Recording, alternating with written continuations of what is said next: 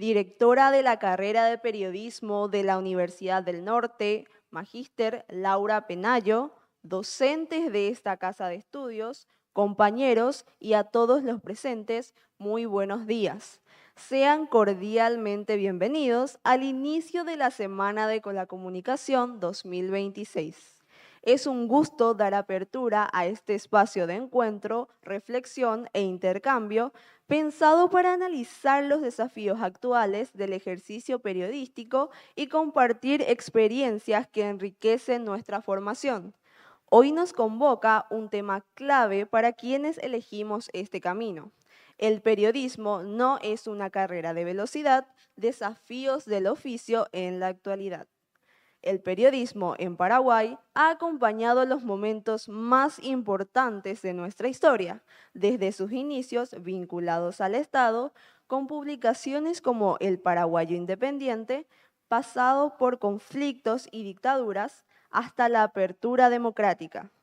Hoy, aunque contamos con mayor libertad, el desafío es otro: ejercer el periodismo con responsabilidad en un contexto marcado por la inmediatez. Se suele decir que este es el mejor oficio del mundo, pero también es uno de los más exigentes. Antes, el reto era acceder a la información. Hoy es saber procesarla, verificarla y comunicarla con responsabilidad.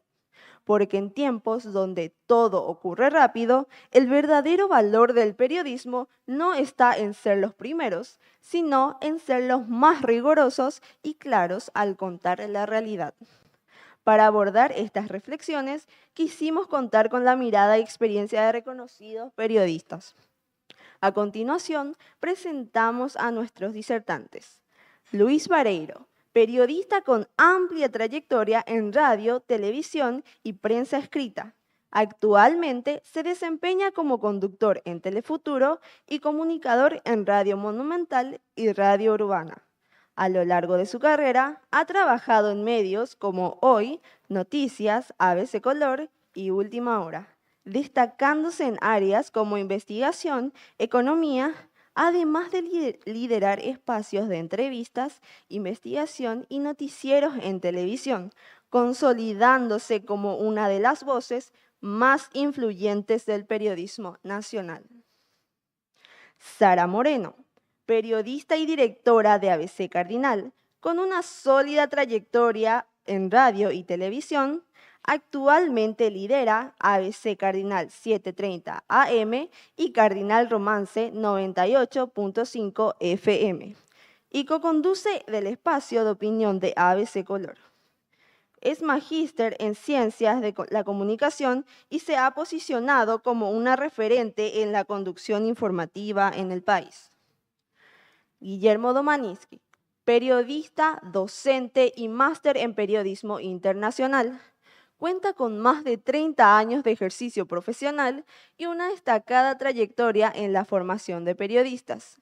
Actualmente conduce espacios informativos en televisión y radio. Es columnista de opinión y autor de publicaciones vinculadas al periodismo y la democracia.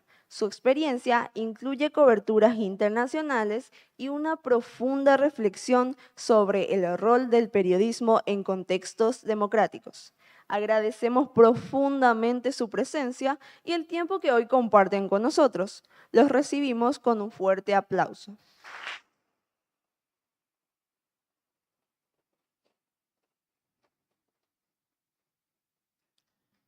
Para dar inicio a la conferencia, cada disertante contará con un tiempo de exposición de 20 minutos. Posteriormente, habilitaremos un espacio para preguntas del público. Sin más, comenzamos esta jornada concediendo la palabra a Luis Vareiro, quien compartirá su mirada sobre este tema.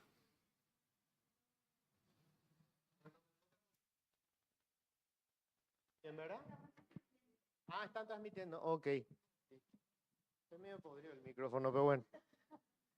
Bueno, buenos días. Gracias por la invitación. Un gusto conversar con gente que tiene el coraje de meterse en este oficio en estos momentos que son tan complejos.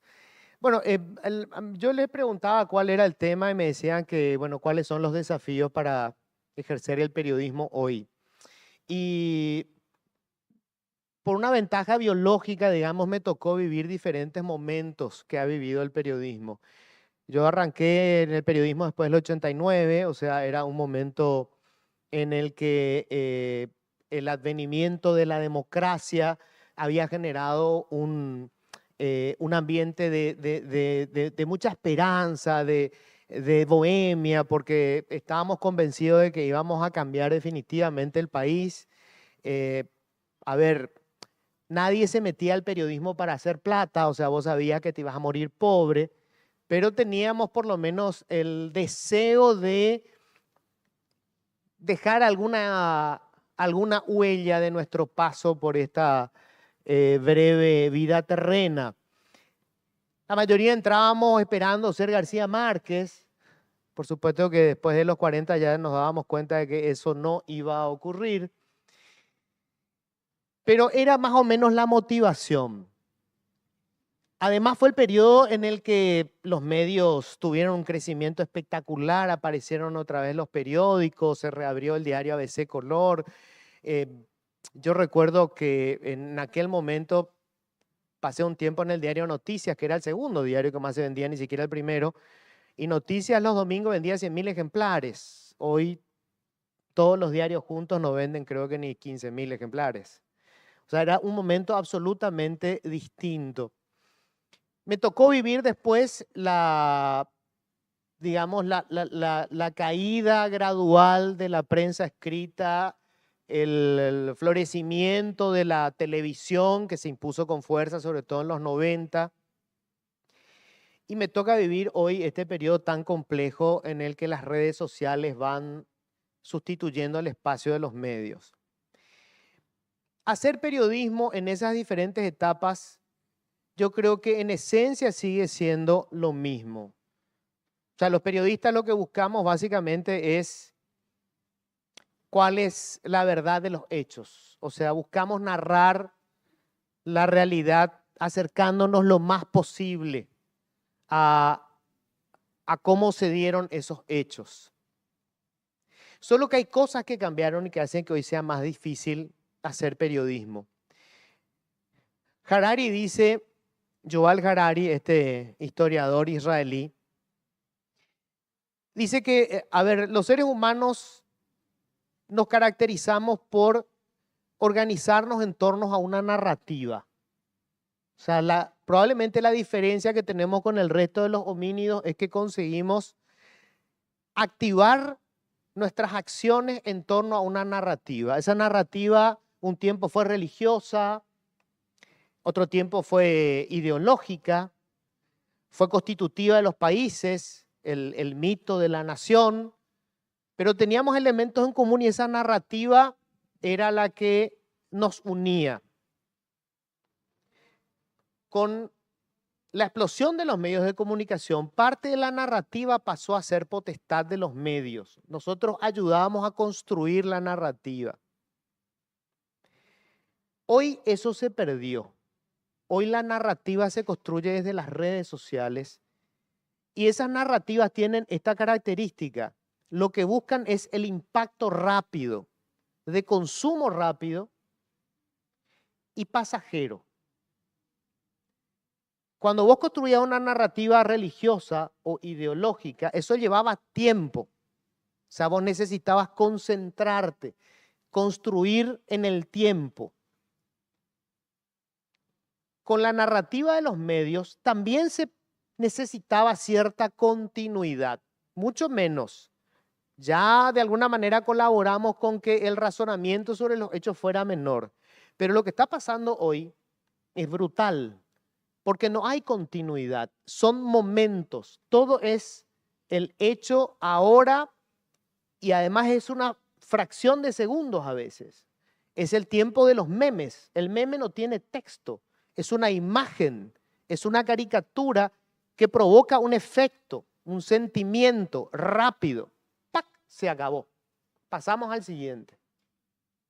En ese contexto es bien complejo hacer periodismo.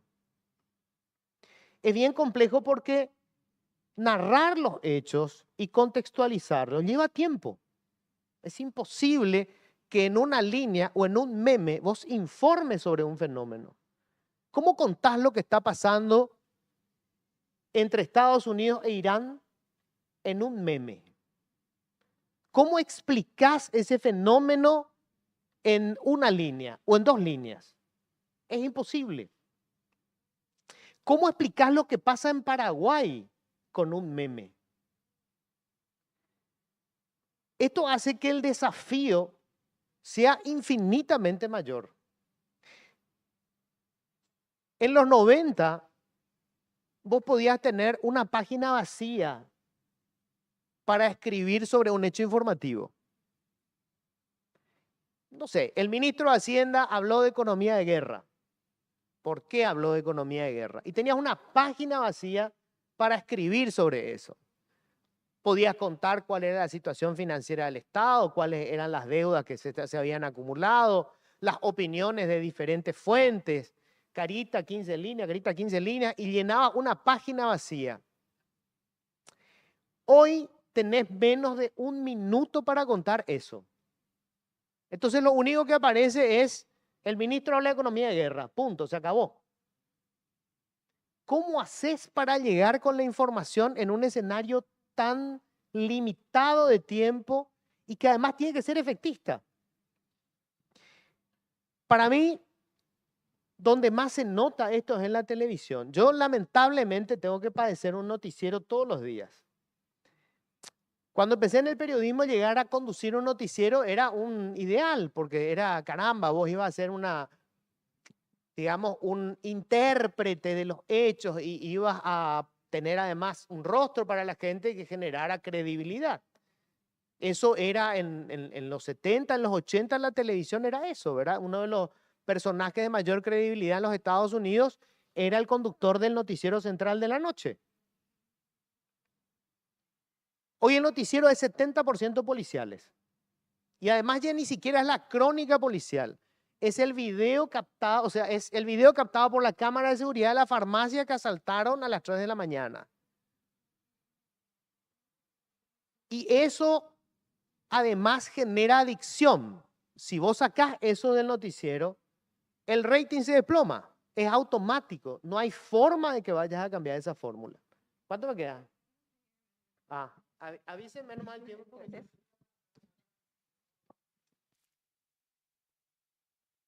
Digo, es ese.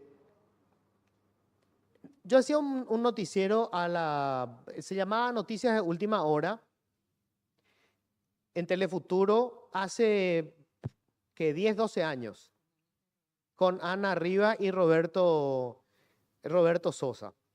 Y ese noticiero que era sobre todo, digamos, para universitarios, la gente que llegaba a la noche ya tarde a su casa y bueno, quería un noticiero más comentado, etcétera.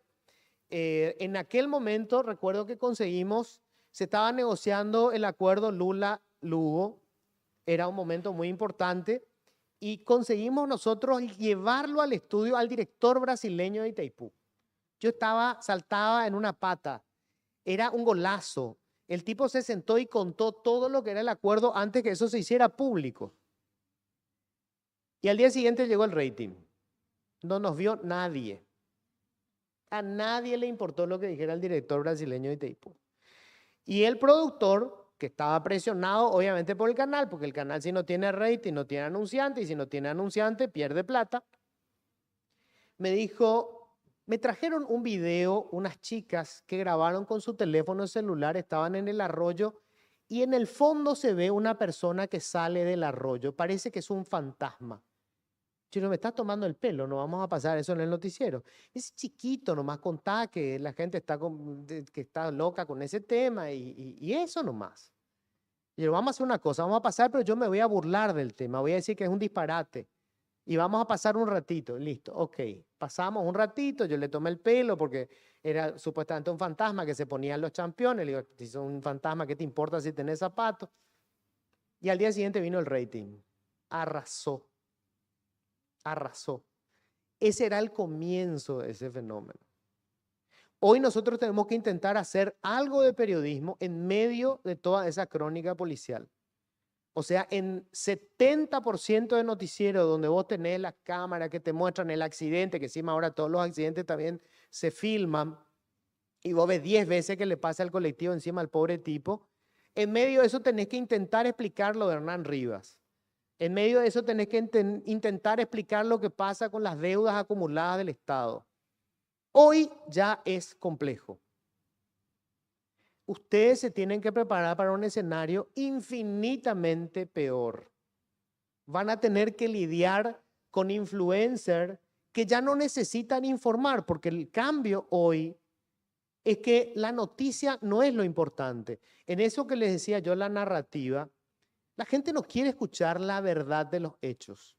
Quiere escuchar el relato que quiere escuchar, que se adapte a su propia visión del mundo. Por eso las fake news se imponen, porque en realidad no les importa si eso no es cierto. La verdad no tiene rating. La noticia contextualizada lleva tiempo y el tiempo implica un esfuerzo. Y eso no es de consumo agradable. Es difícil por eso competir. Todos terminamos ingresando a las redes sociales. Yo también ingresé ahora a las redes sociales. Porque tenés que entrar a buscar a ese público que se está yendo. Tenés que intentar de alguna manera engancharlo para atraerlo y contarle entre las 70 noticias sobre el pobre boludo al que le pisó el colectivo, el caso Hernán Rivas. O sea, ya no es suficiente con que nosotros hagamos nuestro trabajo de periodista de contar los hechos y contextualizarlos. Además, tenemos que salir a buscar a esa gente para que vengan a ver o a leer o a escuchar el hecho noticioso. Para cerrar y no alargarme demasiado, ¿qué hacemos para enfrentar esto? Lo único que podemos hacer es tener nosotros toda la información. Como nunca estamos obligados a entender lo que pasa en el mundo.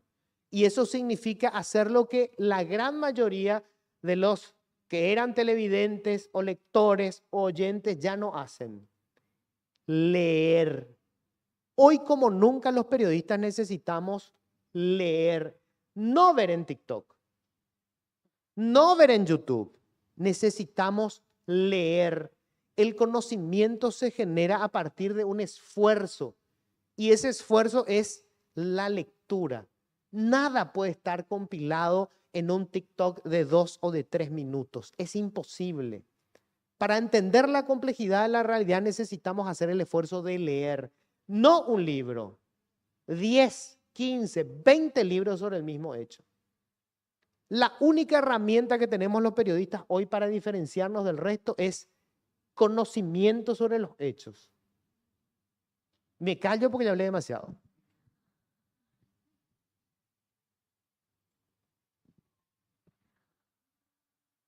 ¿A quién le pasó? Espera el micrófono. Ah, sí, se está grabando, perdón. Después van a desmenuzar y van a pasar en TikTok. A continuación, sumando otra perspectiva, escuchamos a Sara Moreno. Bueno, ¿cómo están? Yo no voy a responder con un meme lo que dijo Luis, voy a responder con un sticker. Sí a todo. También, el sticker también hoy como modo de comunicación. Bueno, yo soy más simplista y creo que resumo todo en un minuto en la comunicación. Estoy más transformada este tiempo, así es que no quiero llevar mucho tiempo, pero sí recordaba lo que decía Luis, que pasó por distintas épocas del periodismo. Bueno, me tocó algo también, ya tengo mis añitos, no tantos, pero sí, cuando... Pero sí, me tocó ser productora y enviábamos mensajes al Viper y después nos comunicábamos con línea baja y hacíamos malabarismo para llamarle al vecino y que pase enfrente. O sea, también me tocó un poco y fue muy lindo porque me dio muchas herramientas, creo yo, creativas, que hoy en día veo que se pierden mucho dentro de lo que es la comunicación y el periodismo en general. Estamos muy adaptados al tiempo moderno donde todo es inmediato y donde todo se hace más fácil. yo como tengo alma de productora y creo que ahí está mi origen y mi esencia del periodismo, me vuelvo loca cuando veo a productores pidiendo números en grupos de WhatsApp. Y yo digo, no, tiene que haber una creatividad para que tu trabajo sea único y auténtico y nadie te esté robando la posibilidad de lo que vos quieras hacer. Porque esa va a ser la diferencia en lo que vos generes como periodista hoy. No que todo el mundo esté pidiendo un número en grupos de WhatsApp y todo el mundo hace la misma nota. O abrimos el diario y vamos a ver qué hacemos hoy y se saca la agenda de ahí. No. La autenticidad en lo que vos puedas generar desde el periodismo. Ahora sí, creo que hay una situación transversal que abarca absolutamente a todos, sea el tipo de periodismo que ustedes quieran hacer, TV, radio, creación de contenidos, redes sociales, lo que sea. Y es una que permanece, que diferencia y que genera que la gente te siga y esté contigo, es la credibilidad. Esa es la gran diferencia. Cuando pasa algo, se cae una avioneta, como pasó este fin de semana en Mingaguazú, ¿ustedes dónde se quieren enterar si es que realmente esto es real o es inteligencia artificial o realmente pasó? Se van a buscar la información donde creen que la fuente es fiable, donde hay credibilidad, donde va a estar la información real. O cuando nuestras tías o mamás nos envían una información al WhatsApp y nosotros decimos, no, mamá, mira en tal lado, esta información no es así. La credibilidad es la que ha sobrepasado todo tipo de tecnología, todo tipo de educación y todo tipo de costumbre o narrativa, como decía Luis, que podamos tener en los entornos de comunicación.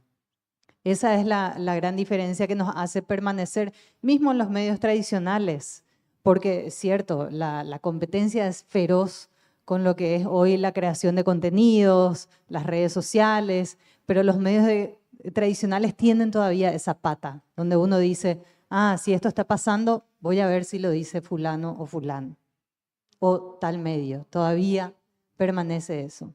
Y creo que es en medio de este desafío que hoy se tiene con la comunicación, creo que esa es un poco la columna vertebral que nos genera a los periodistas poder permanecer y poder atravesar todo tipo de plataformas.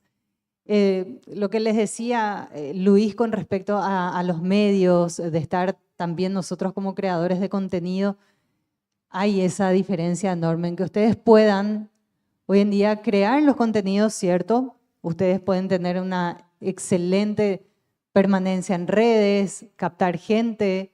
Le ha pasado a muchos periodistas que se han tenido que convertir también en creadores de contenido o influencers, lastimosamente, porque para mí hay una cuestión muy difícil allí entre marca y periodista.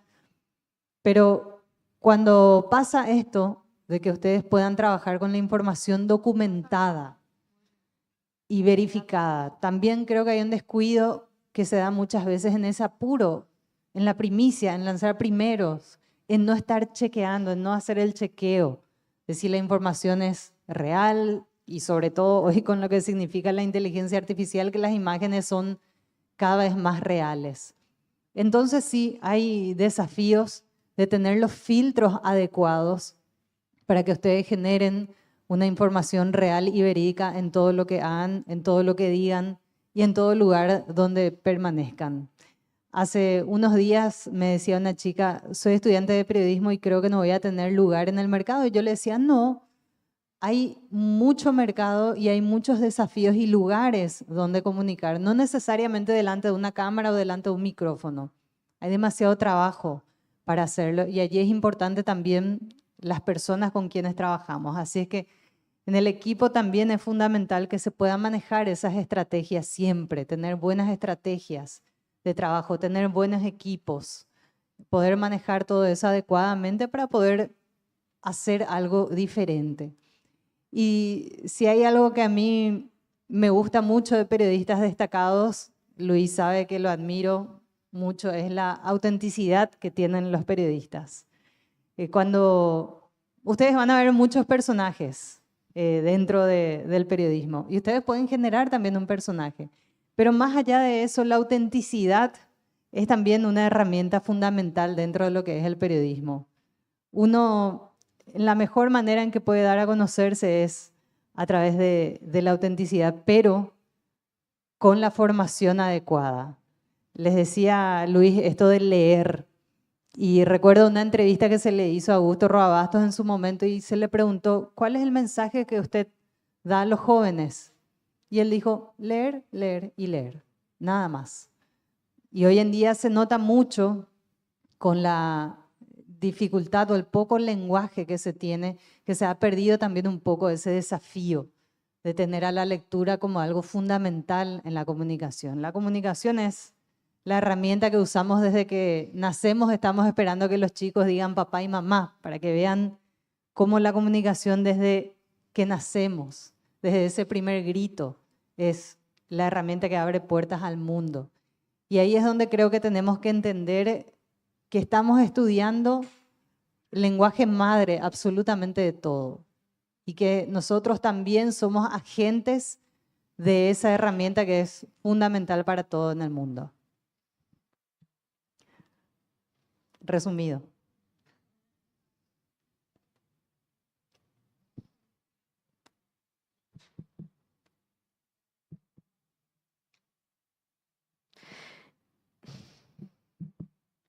Y para cerrar este primer bloque de exposiciones, invitamos a Guillermo Domaniski a tomar la palabra. Me pongo de pie porque tengo frío.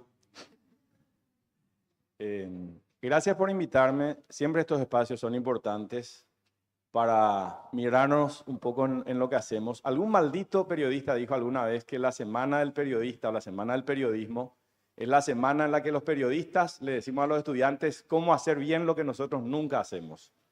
Y este es probablemente uno de esos casos.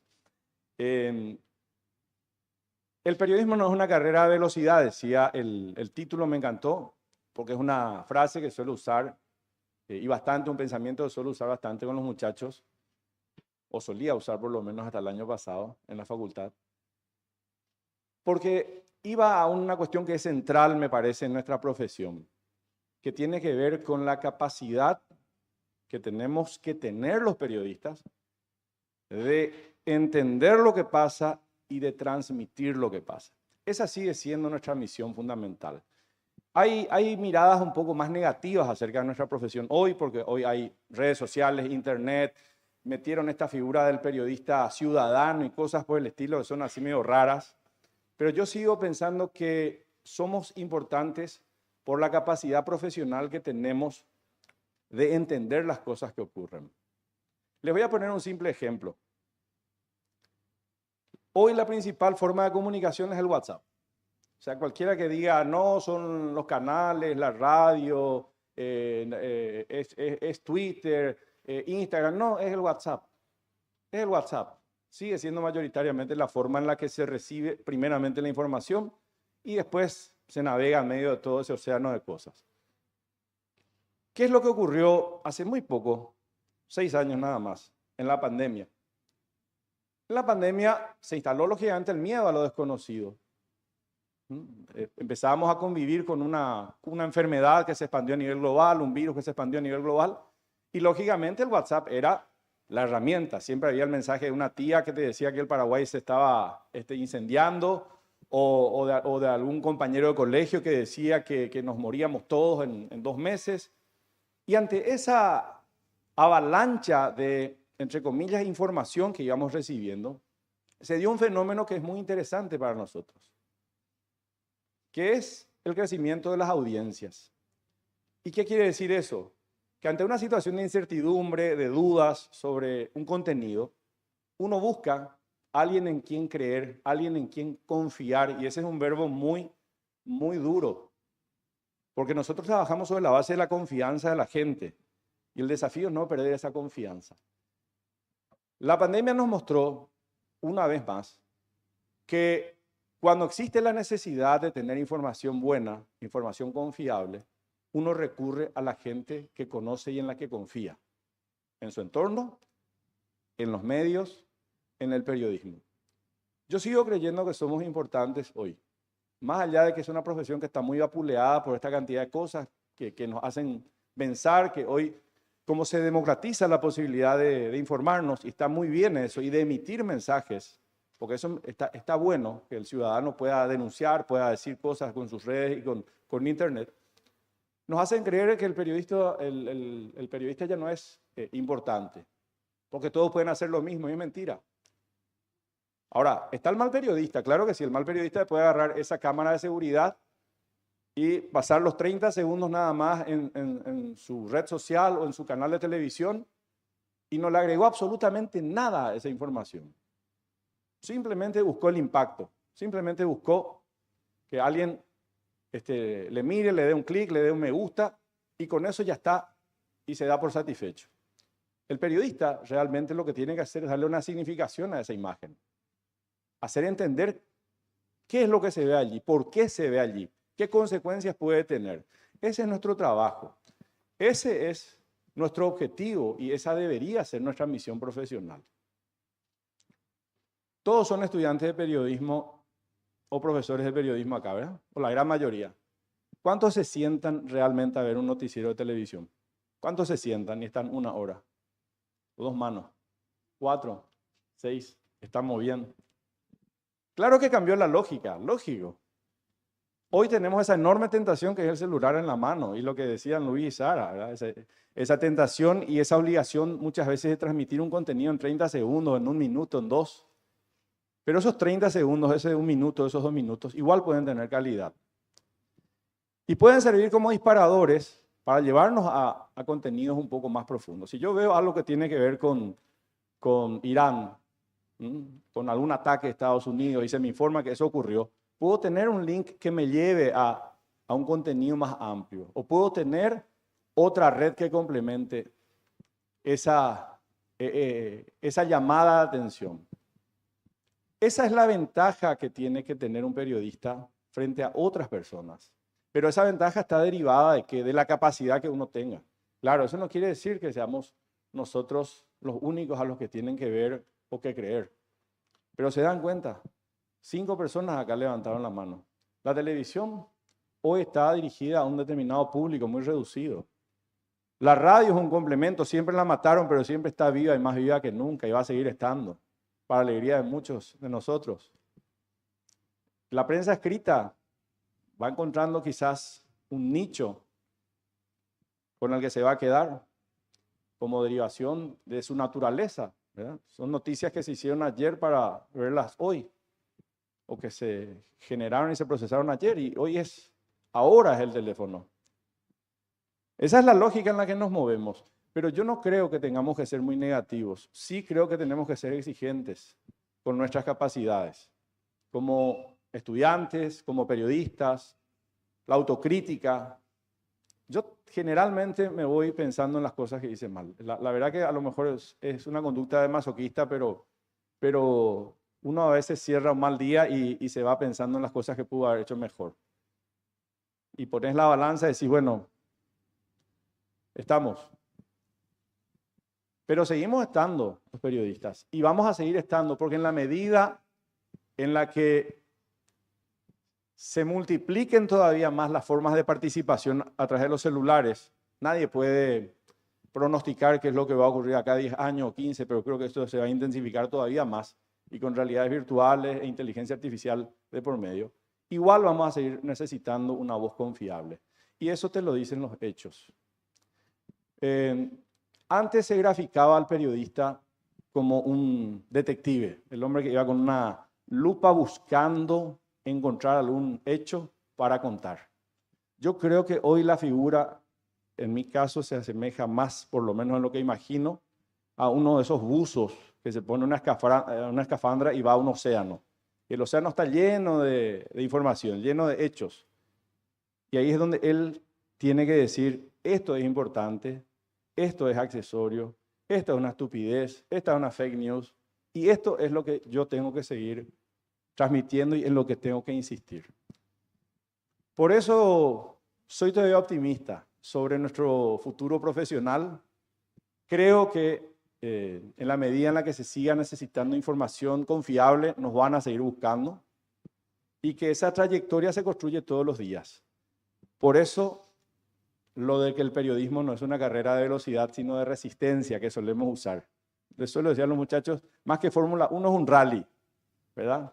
En el que vas quemando etapas y vas ganando solidez como piloto, y vas ganando experiencia, y vas ganando capacidad de analizar lo que ocurre, y vas ganando memoria sobre cosas que pasan. Y se supone que toda esa experiencia que uno tiene nos va a acompañar a lo largo de la vida y nos va a permitir a personas que están 10, 20, 30, 40, 50 años, ahí está el querido maestro Alcibiades, por ejemplo, tener todo ese bagaje de experiencias que le hacen confiar a una persona cuando desarrolla esa trayectoria profesional con calidad.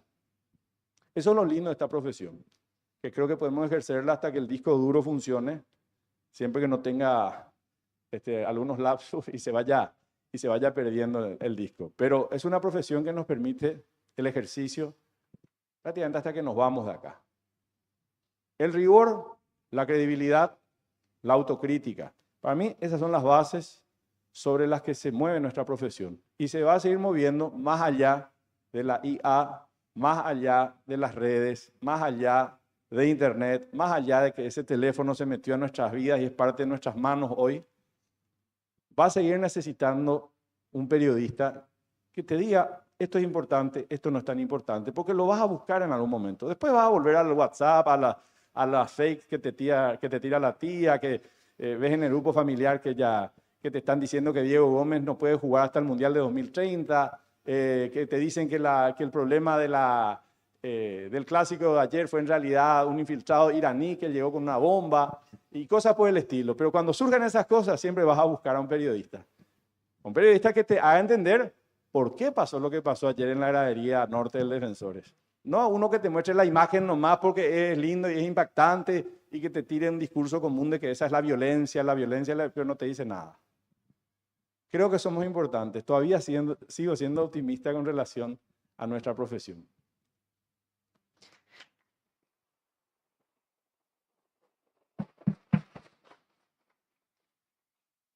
Excelente exposición. Ahora abrimos la ronda de preguntas. Les pedimos que sean breves y que indiquen a qué disertante va dirigida su consulta y por favor levanten la mano para acercarles el micrófono.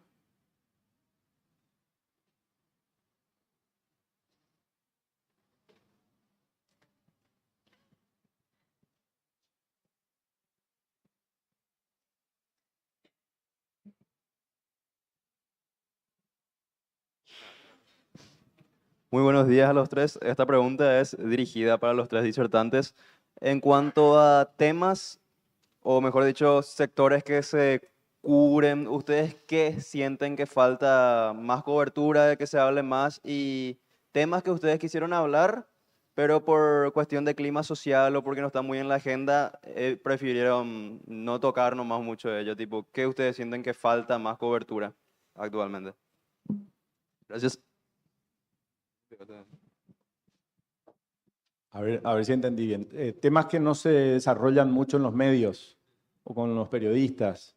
Yo creo que todo lo que tiene que ver con tecnología, redes, entender este mundo que tenemos en la palma de la mano, me parece que ahora se le están dando algunos espacios en los medios. Y sobre todo, aprovecho tu pregunta para decir que también yo creo que uno tiene que especializarse en algo al hacer periodismo.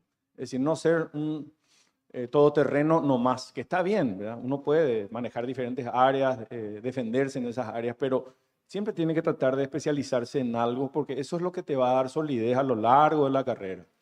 El que conozcas más sobre un tema que te interesa. Hay mucha gente a la que le interesan los deportes, no solamente el fútbol.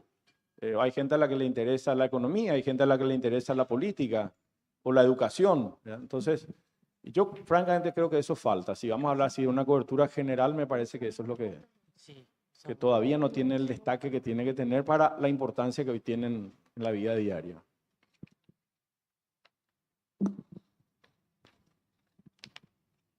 Yo creo que el problema es que los temas de fondo hoy tienen menos cobertura porque generan menos interés. O sea, no sé, por decirte, debatimos el caso Hernán Rivas durante días. Y el caso Hernán Rivas no deja de ser un espectáculo distractor. Los problemas de fondo difícilmente tienen espacio porque no tienen público. O sea, a ver, aparece alguno de estos políticos nuevos que difícilmente conectan dos neuronas y te dicen pena de muerte. Gritan, medio del escenario, pena de muerte. Y hay una legión que enseguida empieza a verle con buenos ojos. Ahí está la solución a nuestros problemas. Y vos te planteás cuestiones de fondo. Ok, pena de muerte ¿para quién? Para quienes cometen crímenes, para quienes asesinan. Ok. ¿Cuántos asesinatos hay en Paraguay en el año? Supone que sean, no sé, 1000. Ok. Vamos a suponer que 1000 personas que cometieron crímenes fueron investigados por el Ministerio Público, llegaron a un proceso judicial, hubo jueces que realmente respetaban la letra de la ley, los condenaron, se llegó a la sentencia, pena de muerte, ¡pum!, lo fusilaron. 1000 personas menos. ¿Los problemas de fondo de Paraguay se solucionaron? ¿Cuáles son los problemas de fondo de Paraguay? La informalidad. 60% de las personas que trabajan están en la informalidad, no tienen seguro social, no tienen vacaciones, no tienen salario mínimo. La educación, ¿se solucionó el problema de la educación? No. Pero nosotros podemos estar días debatiendo la pena de muerte. ¿Por qué? Porque tiene rating, porque tiene show, porque la gente sigue eso. Yo soy bastante más pesimista, me parece que Guillermo, porque veo cómo se va deteriorando el debate público. Y lo que nosotros construíamos como periodistas en buena manera era el debate público. O sea, nosotros ¿qué teníamos? La pregunta. Era la pregunta. Esa era nuestra herramienta. Entonces cuando aparecía algún tarado como este que habla pena de muerte, entonces le decía, espera un poco, ¿y qué soluciona la pena de muerte? Pero hoy no tenés el espacio para eso. Porque dura segundos. O sea, es la declaración del tarado que dijo pena de muerte para todo y se acabó. Lo siguiente. Lo que no tenemos hoy de cobertura es la cuestión de fondo. Es esto que está deteriorando la democracia. Fíjense qué preocupante es esto. ¿Cuáles son hoy los países exitosos, los que están teniendo resultados para sacar a la gente de la pobreza? Son países que carecen de una democracia, que tienen un grupo de gente planificando y ejecutando a lo largo del tiempo porque no les preocupa que en los 4 o 5 años vayan a tener elecciones. Ahí está lo que pasa con China. El secreto del éxito es que no hay democracia. Planifican y ejecutan en el tiempo. Nuestras democracias deberían resolver los problemas, porque si no, en la vereda de enfrente lo que tenemos es el autoritarismo. Pero no podemos solucionar los problemas porque no podemos debatir los problemas. Y los periodistas formamos parte de este fenómeno. O porque no tenemos los espacios o porque además queremos también el rating. Y les voy a dar un ejemplo para cerrar nomás. Hay periodistas que sencillamente se dedican a plantear teorías de conspiración. Las teorías de conspiración son sumamente taquilleras. Hoy existen lo que se llaman tribus a través de las redes sociales. Tribus que se constituyen no a partir de un elemento común como se tenía antes, que era un idioma, una religión, una nación. No, es una teoría de conspiración. Entonces vos tenías los terraplenistas y tenía gente de todo el mundo que estaba convencida de que la Tierra era plana, que nunca llegamos a la Luna, que la foto está trucada. Los antiglobalistas. Y así tenés un montón de gente que construye todo el tiempo narrativas que no necesitan responder a la realidad. No hace falta, o sea, no importa que sean mentiras. La mentira se convierte en una verdad por su repetición. Y todo eso nos distrae de los problemas de fondo. Discutimos, no sé, meses si la Tierra es plana o redonda, pero lo cierto es que 6 de cada 10 paraguayos siguen sin tener seguridad social. Voy a aportar brevemente. Hola, ahí. Esto que dice Luis, los distractores. Murió esto. Hola, ahí, tengo que atajar ahí. Y de lo que dice Luis también de los temas de fondo que son preocupantes. Por ejemplo, Paraguay está con una situación crítica en lo que va a ser la energía en el 2030. Y tenemos que hablar de la negociación del anexo C de Itaipú. Nadie quiere escuchar sobre eso. En ABC nosotros tenemos a Ramón Casco. No hay persona, no hay periodista mejor formado que él con respecto a la situación energética, a lo que es Itaipú, al anexo C. Cuando él está escribiendo un artículo, nadie lee. Si lo llevamos a la radio, nadie escucha. Y como dice Luis, los temas de fondo de repente nos generan el rating y el problema que tenemos muchas veces los periodistas es que estamos centrados en qué dice la audiencia. Y a mí me encanta la interacción con la audiencia porque te puede llegar a sumar muchísimo, pero también te puede llegar a desenfocar. Entonces, cuando nosotros tenemos enfoques que son necesarios, centrémonos hasta lograr lo que realmente necesitamos comunicar. Porque si vamos a guiarnos por lo que la audiencia quiere y tenemos una audiencia, la audiencia que tenemos viene de la educación que tenemos. Y la educación que tenemos hoy en día refleja esto que decía Luis hace rato, la deficiencia que arrastramos hace muchos años en cuanto a la formación desde la escuela hasta todo, ¿verdad? Hasta la universidad. Tenemos que hacer también una revisión y una evaluación de cómo estamos. Por eso es que para mí es demasiado importante ese mensaje de leer y formarnos nosotros, porque hay una deficiencia que podemos encontrar también tal vez en la formación en general y después nos encontramos con esa audiencia.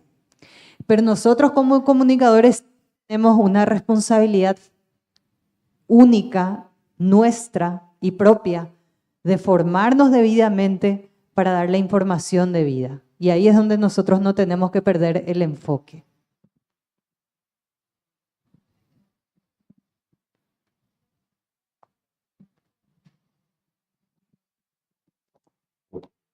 Buen día.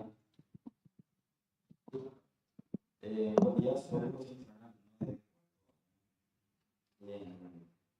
primeramente agradecerles por la invitación. Y el día de hoy me siento un poquito nostálgico porque esta profesora en el segundo semestre. Y para nosotros es realmente un honor tener a los tres acá. Porque entre varios invitados que nosotros tuvimos, para nosotros ustedes son los más referentes. Se van a enterar los otros. Pero son referentes para nosotros. Nuestro título inicial por eso fue referente del periodismo, una carrera de resistencia, así como había dicho Guillermo. Porque nosotros, mientras íbamos pensando temas, dijimos que algunos tenemos esa incertidumbre de qué nos espera más allá. Si bien algunos están ejerciendo ya ciertos roles hoy en día en el periodismo, de igual forma nos faltan muchísimos zapatos gastados, como se dice, en toda esta carrera, ¿verdad? Que es larga, incluso puede decir que de por vida, porque uno nunca se cansa, creo yo, de hacer periodismo cuando le gusta realmente. Mi pregunta es la siguiente, que me gustaría que de alguna forma puedan responderme los tres, porque los tres tienen diferentes estilos y son únicos en lo que hacen. ¿Qué es lo más difícil de sostener en el tiempo? ¿La credibilidad o la motivación?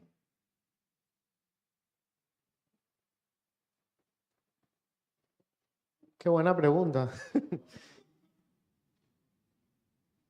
Yo creo que la credibilidad se mantiene en cuanto seamos intelectualmente honestos. A ver, se discute mucho sobre el tema de la objetividad. Y la objetividad es subjetiva. O sea, a ver, me explico. Siempre vos vas a narrar los hechos según cómo los ves. Y tu visión puede ser distinta de la visión que tenga otro. Lo importante es que seas honesto. O sea, que vos estés contando realmente cómo lo ves y no como querrías que fuera, no como te gustaría que fuera. Y aunque parezca increíble, la gente, creo que en la mayoría de los casos, percibe cuando hay honestidad intelectual. Entonces la credibilidad me parece que es más fácil de sostener en el tiempo, siempre que sea fiel a eso, a esa honestidad intelectual. Y que es más, cuando tu lectura fue errada, porque te puede pasar, a mí me ha pasado un montón de veces, también tengas la decencia de pedir disculpas y decirlo. O sencillamente asumir, mi visión estaba errada. Y la interpretación correcta hoy me parece que es esta. Mañana puedo cambiar de opinión. Pero de eso se trata la honestidad intelectual. De ser siempre, de ser honesto, de decir, de describir la cosa como la estás viendo. Lo otro es un poco más complejo. Porque, a ver, esta es una profesión que te genera muchas decepciones. La realidad es la realidad y muchas veces es amarga. Nosotros tenemos una sociedad maltratada durante demasiado tiempo, mediocre. El promedio en Paraguay es o sea, el parámetro principal es la mediocridad en todos los campos. En nuestra profesión, en la política ni hablemos, en el sector privado, en los gremios en general, en los sindicatos. Y eso puede desinflarte. O sea, yo honestamente le digo, hay días en que me cuesta levantarme y hacer el programa de radio. Hay veces en que me picha tener que estar hablando de temas que son necesarios, que los hechos me imponen y tengo que hablar de eso, aunque querría hablar de otra cosa. Y a veces te quedas sin inspiración. Me ha pasado después de muchísimas elecciones, ¿verdad? Que yo digo, bueno, ahora sí la gente entendió que si vos haces las cosas siempre de la misma manera, los resultados van a ser iguales. Y por lo tanto va a votar por otra gente. Y después encontrar el desfile de monstruos que meten en el Parlamento. Y al día después de esa elección el alma te cae al piso. Y es difícil. Es difícil. Pero vale la pena. Digo, al final del día, entonces te pones a pensar y decir, podría haber sido odontólogo. Tapé 2 caries, hice un conducto, perforé un diente. En vez de eso que hice, le puteé a Bachi, hablé mal de Hernán Rivas. No sé, duermo mejor.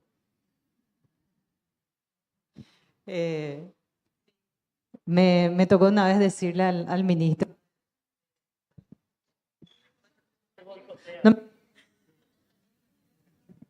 No me quiere a mí este micrófono, a Luis sí. Me tocó una vez decirle al ministro del MITIC, estábamos en una entrevista al aire, y me dice, porque vos siempre y tal cosa, y me cuestionás de esta manera, y le digo, ministro, ¿usted piensa que da gusto ser agente de las malas noticias? Que todos los días sentarnos y hablar en contra del gobierno, que no hizo esto, que la deuda histórica que tenemos, que una de las peores infraestructuras de Sudamérica, ¿piensan que da gusto? O que nos vean como unos plagueones de radio o de tele, o qué pucha, no habla de otra cosa. ¿Por qué no cuentan lo positivo? También hay cosas buenas, claro que sí. Claro que sí. Y a veces esas cosas, como dice Luis, te desmotiva, ¿verdad? Pero después me siento acá y le veo a una Alcibiades González que terminaba en la cárcel por hacer periodismo y digo, qué pucha, que nos señale el presidente con un dedo en nada delante de eso. Hay gente que pagó el precio. Y nosotros hoy en día estamos en otra instancia, ¿cierto? Nos plagueamos y nos da gusto muchas veces, pero es nada comparando a lo que otra gente sí vivió en otra época del periodismo en nuestro país. Entonces sí, nos desmotivamos muchas veces, pero yo creo que pasa también en todas las profesiones. Soy hija de docente. Mi mamá completaba planillas los fines de semana, ¿verdad? Y yo los fines de semana trato de ver mis series. Entonces, claro, yo creo que cada uno tiene también sus luchas internas, ¿verdad? Y con respecto a la credibilidad, es fundamental mantenerse en sus principios. Eso es algo que va a hacer que ustedes permanezcan, aunque, como dice Luis, aunque cambies de criterio en algún momento en algunas cosas, pero tus principios permanecen. Y ese es el valor más importante que uno puede tener. Sí, categóricamente lo que más cuesta es mantener la motivación, es categórico. La credibilidad viene un poco en realidad de cómo nos perciben los demás y lo que nos queda, o lo que tenemos que hacer es ser coherentes. No pasa por otro lado más que ser coherentes, defender lo que creemos, ser transparentes en nuestras posiciones sobre temas que son de interés público y todo eso deriva en credibilidad o no. Pero la motivación sí cuesta mantener. Y cuesta mantener por factores exógenos que pueden ser efectivamente esto, ¿verdad? Hacer una investigación, una denuncia y que nada cambie. O factores endógenos también. Darte cuenta de que tu trabajo no fue bueno por algún motivo estructural, personal, por alguna carencia, alguna limitación. Esta es una profesión que tiene, y lo decían aquí los colegas, muchos sinsabores también todos los días, ¿verdad? O cada tanto, no digo todos los días, pero cada tanto. Les decía hace un rato que me iba a casa a la noche y pensando en las cosas que pudimos hacer bien, porque precisamente ese es el periodismo, el ejercicio crítico de cómo mejorar las cosas que vos ves que están mal. Y esas cosas que están mal muchas veces tienen que ver con tu trabajo, con la forma en la que comunicaste algo. Entonces yo suelo decir esto, ¿verdad? Me refugio en buenos colegas, o me refugio en alguna película inspiradora, o en alguna lectura motivadora, para construir algo al día siguiente. Es la ventaja que tiene nuestra profesión también, que un mal día dura eso, exactamente eso, un mal día. Al día siguiente tenés la oportunidad de hacerlo mejor. Pero sí, categóricamente lo que cuesta es mantener la motivación, sobre todo cuando pasó ya cierto tiempo desde que venís haciendo esto y te das cuenta que hay cosas que se repiten cíclicamente. Entonces te preguntás, ¿lo que estoy haciendo sirve realmente? ¿Cambia la realidad lo que yo estoy haciendo? ¿O es como que se toma a lo mejor como un divertimento, ¿verdad? Hoy nos informamos de algún caso de corrupción acá, mañana en otra institución, pasado en otra institución, y nada cambia porque parece un show nada más. Eso sí muchas veces te invade la cabeza, te come la cabeza.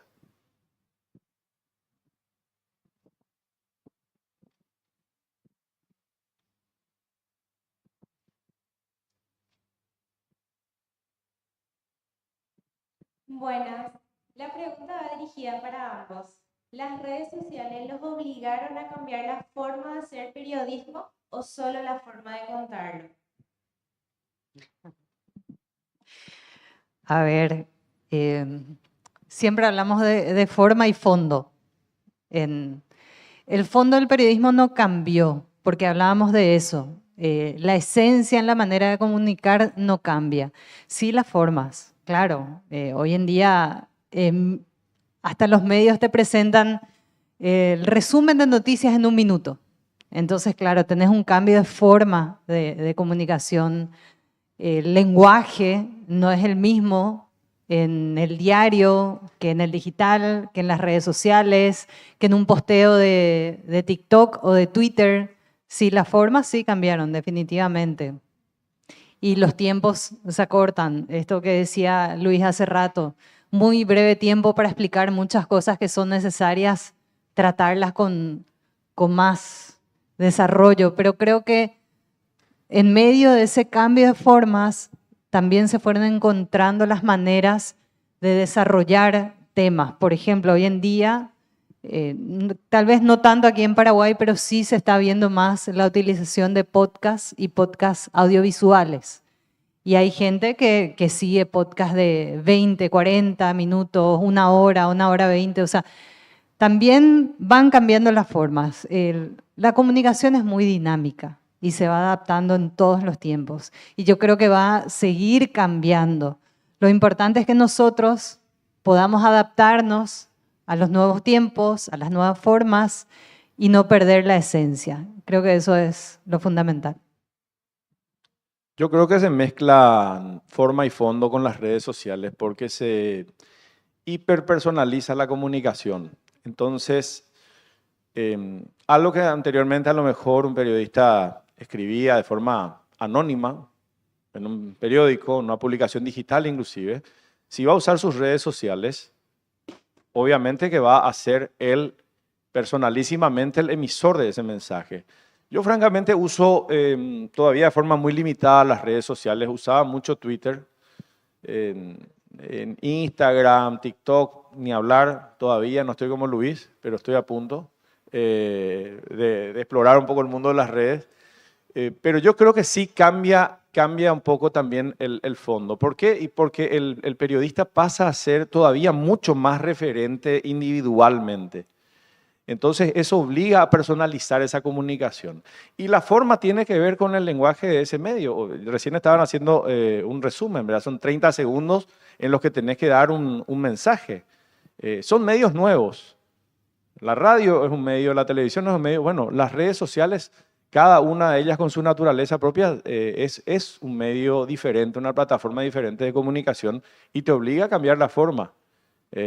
A ser concreto en X, salvo que pagues la suscripción mensual y ahí sí puedes largar un texto más largo, o hacerlo de forma más concreta en Instagram, en tu estado, o largarte en un TikTok, también tratando de llamar la atención. Pero yo francamente creo que se mezclan allí la forma y el fondo, en el caso de las redes sociales. ¿Alguna siguiente pregunta?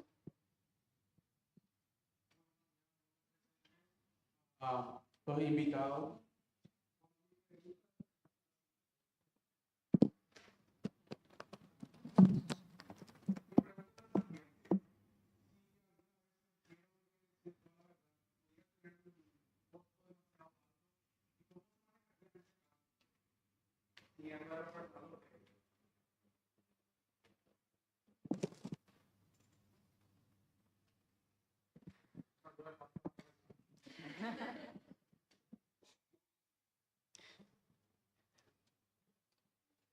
Nunca me pasó. Yo creo que de repente puede que, o sea, hay cosas que no puedes contar porque no puedes probar, ¿verdad? Eso sí, obviamente, ¿verdad? O sea, podés, bueno, esto es típico, ¿verdad? Que te escribe, le dicen la viuda del poder, ¿verdad? El que perdió de alguna manera su participación en algún soquete y bueno, te llama o te escribe y te cuenta una cantidad de cosas que están pasando y que tienen mucha verosimilitud, pero si no podés probar, no podés contar, no podés escribir eso, ¿verdad? Pero si no fuera eso, yo creo que depende mucho del medio en el que estás también. A ver, en los últimos años pasó algo muy particular. Los medios de comunicación, la lógica de los medios de comunicación siempre fue esta. Los medios son empresas, son negocios. O sea, el dueño del medio de comunicación quiere hacer plata, o por lo menos no quiere perder plata. El medio le va a poder, pero tampoco lo va a subsidiar nomás, por lo menos así era. Y, a ver, para que un medio fuera rentable, tenía que tener publicidad. Y la publicidad ingresaba en la medida que el medio se leía, se escuchaba o se veía. O sea, sí tenía rating, ¿verdad? Tenía rating, tenía lectores, etc. Y para que tuviera lectores, la gente debería querer comprar ese diario, querer escuchar esa radio, querer ver ese noticiero, ¿verdad? Y tenías que hacer buen periodismo, o sea, era simple, ¿verdad? Vos hacías buen periodismo y la gente te escuchaba, te veía, lo que fuere. Después aparecieron estos medios que se compraron con un fin político. O sea, no les interesa que sea rentable, lo subsidian. pagan unos salarios que son absurdos, que el mercado no te permite que sepa. A mí me pasó hace poco, me hicieron una oferta, me llamaron de uno de estos grupos y me dicen, mira, ponele vos el precio. Eso es ridículo. O sea, de entrada ya te están diciendo que no te quieren para que hagas periodismo. Que como yo le decía a la persona que me hizo la oferta, le digo, si yo fuera una chica muy linda y vos me decís, quiero que seas mi secretaria y vos ponés el precio, no me quiere para que sea su secretaria. Bueno, es la misma cosa, ¿verdad? En esos medios creo que la historia cambia. Porque no están para contar la verdad de los hechos. No están para hacer noticias. No están para hacer periodismo. Pero si vos estás en un medio cuyo rol es hacer periodismo, yo creo que no hay muchos límites para la verdad. Sí, de repente, qué sé yo, si le afecta al negocio del dueño del boliche. Y lo mejor que puedes hacer es contar. Yo contaba hace poco el caso del famoso tema del contrabando de azúcar del grupo Bierzi. Cayó un cargamento de contrabando que supuestamente era de retail, que es una de las empresas que tiene Bierzi. Y bueno, obviamente ocurrió eso en la mañana y se preguntaba, viene la productora, yo estaba en la radio, me dice, ¿qué pasó? ¿Esto qué hacemos? Y llamarle a todos los que hayan estado en el contrabando, o sea, llamarle al de la DENIT o lo que sea que hizo caer el contrabando, a los fiscales, que hable todo el mundo. Y se hizo eso, salió en tapa del diario Última Hora. Se abrió el noticiero de Telefuturo con ese tema. Contás toda la información. Ahora, si viene, te puede pasar, ¿verdad? Que venga arriba y diga, no, de este tema no quiero que hablen. Ahí tenés que decidir qué haces. O aceptás la censura o te vas. No es fácil eso. Yo felizmente nunca me pasó. Felizmente nunca me pasó. Hoy difícilmente me pase porque claro, ya construimos por una carrera, es medio complicado, el dueño del boliche ya sabe, no te va a llamar a decir, decir tal cosa porque encima vos vas a putear al aire primero y después te vas a ir. Pero obviamente cuando estás empezando, yo le conozco a mucha gente, más que censurarse lo que había era autocensura.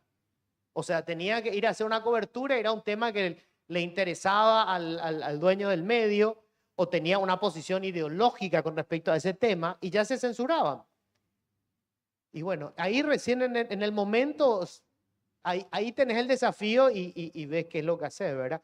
A nosotros nos pasó una censura, estábamos en el Canal 2, hacíamos un programa que se llamaba El Informante y habíamos hecho se hizo una cámara oculta con la fiscalía, eran personas que vendían dólares falsos y uno de los tipos que estaba ahí llamaba todo el tiempo a su referente, a uno de sus cómplices. Y cuando revisaban el número era del PC del entonces candidato por el Partido Colorado, Nicanor Duarte Frutos. Y teníamos todo, ¿verdad? El número llamamos, PC, Nicanor Duarte Frutos, todo el paquete, ¿verdad? Y recuerdo que el director de Red Guaraní en ese momento, que era que después fue ministro, Dani Durán. Y Dani Durán le dice al productor, ¿sabes qué? Podés pasar el programa, pero después de las elecciones, no antes. ¿Cuál es el chiste? Si él es el candidato ahora. Y no se puede pasar. Entonces llamamos a conferencia de prensa con el productor, que era Augusto Barreto, y dijo, señores, nos censuraron, tenemos este material, no nos dejan pasar, nos vamos. Y nos fuimos. Claro, yo muy piola, porque igual estaba en el diario ABC Color. Augusto se quedó en la puta calle. Él no tenía laburo, se quedó en la calle. Pero bueno, son los momentos en los que tenés que tomar una decisión, ¿verdad?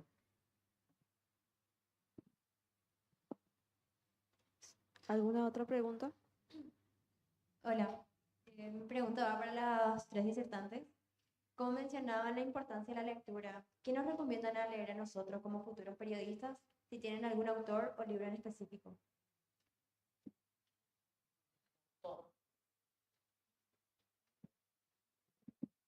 Yo les recomiendo dos cosas. Uno, Harari. Me parece que es una lectura imprescindible hoy en día. Todos los libros que tengan de Harari.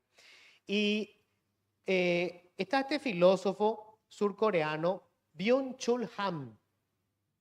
Tiene varios libros, son todos cortitos como esto, que hace él una descripción cruda de los tiempos que estamos viviendo y es una lectura absolutamente necesaria. Van a entender cómo funciona este tema de las redes sociales, de la generación de las tribus, de todo lo que sea esta información falsa, y de cómo esas nuevas narrativas no solamente están teniendo un impacto, esto está pasando en el mundo. O sea, hoy nosotros tenemos fenómenos como Donald Trump. Donald Trump no tiene un contenido ideológico, es un meme. O sea, es un meme detrás de otro. Y con los memes él va construyendo no solamente una política exterior, va construyendo el nuevo diseño del mundo. Lo que nos está pasando es brutal. Y tenemos que entender ese fenómeno, porque Paraguay no está en un compartimiento estanco. Nosotros formamos parte del planeta. Eso mismo lo vivimos acá, en menor medida, con todas las cuestiones criollas nuestras, pero está pasando en el mundo. Entonces, yo les recomiendo, lean a Chul Han. Hay una cantidad de libros cortitos de él que son fantásticos. Harari creo que tiene una lectura fabulosa. El último libro, El Nexus, les va a contar un poco lo que significa, y esto tienen que ustedes sí o sí entenderlo. El algoritmo en este momento gobierna el mundo. Lo que pasa en el planeta tiene que ver con el algoritmo. Un algoritmo define a quién vas a leer, a quién vas a escuchar, porque esto te conoce mejor de lo que vos te conoces. Cada vez que vos tenés una interacción del tipo que sea, cuando compras algo, cuando ves algo, cuando escuchas algo, queda en la Big Data, tiene toda la información sobre vos. Y el algoritmo se encarga de alimentarte, de alimentar tus apetencias, tus ideas políticas, tus teorías de conspiración, y te controla. Nosotros creemos que vivimos en una sociedad más libre que nunca. Todo lo contrario, porque ahora nosotros mismos nos estamos controlando. Esta es la sociedad en la que la gente necesita permanentemente el like. Todo el tiempo necesita el like. Antes de desayunar, yo me quedo a comer a veces en algún lugar y no puedo creer, porque el 70 o el 80% de los que están antes de desayunar tienen que tomar una foto y subir a las redes. ¿Para qué? Para que le den el like. O sea, alguien le tiene que decir, qué bien que vas a tomar un café con leche con una media luna. Y eso es todos los días. Hace poco viajé con mi señora, me fui a Buenos Aires y me quedé a observar. No hubo un momento, en que no estuviera toda la gente conectada solamente con el teléfono. Vos bajás porque en el avión tienen que apagar. Apenas aterriza, esto era así, ¿verdad? Aterrizaba, paraba un poco la aeronave y la gente sacaba el cinturón para sacar la valija, ¿verdad? Estaban todos como locos, ¿verdad? Y yo, no se vaya a ningún lado, está ahí. Pero era quien se levantaba primero. Ahora, ¿qué es lo primero que hacen? El teléfono. Todo el mundo saca el teléfono, ¡puc! Y después ya están todos mirando su teléfono. Nadie se mira, no hay contacto. Es brutal. El mundo está cambiando. Hace poco leía, creo que fue una de las últimas entrevistas que le hicieron al Pepe Mujica, ¿verdad? Y él decía, me quiero ir porque este mundo ya no es mi mundo, desconozco este mundo. Y ustedes tienen que conocerlo. A mí ya me queda menos tiempo acá. A ustedes les queda mucho, tienen que conocerlo. Léanle a esta gente.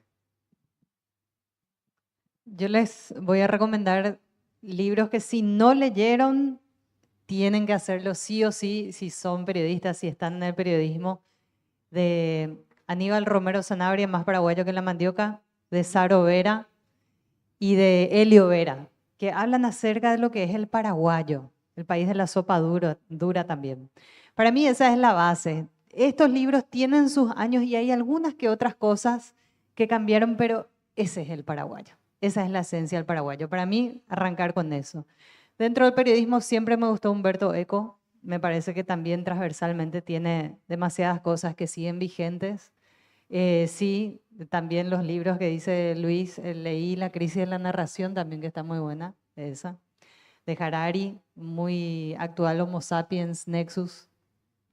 Y bueno, después hay tantas otras más. Moisés Naim, también que habla mucho sobre el contexto político, algunos de los libros. No sé, a mí se me ocurren 2 o 3 cositas vinculadas a la profesión. La civilización del espectáculo de Vargas Llosa, que es un excelente ensayo, tan vigente hoy como cuando fue escrito. Bueno, el Homo Videns de Sartori también, que hace referencia un poco a las pantallas, y eran visionarios. Y creo que hoy eso está todavía más expuesto y más multiplicado con los celulares. Después alguna novelita motivadora. Yo les suelo decir que me refugio a veces en esas cosas. Una trilogía que me gustó mucho es la de Stieg Larsson, que era un periodista sueco que escribió Millennium sobre un periodista que era ayudado por una hacker a tumbar un caso de corrupción grande. Esa que es una trilogía que vale la pena y que precisamente la conocí mediante una crítica que hizo Vargas Llosa en una columna en Última Hora. Por eso fui a buscar los libros.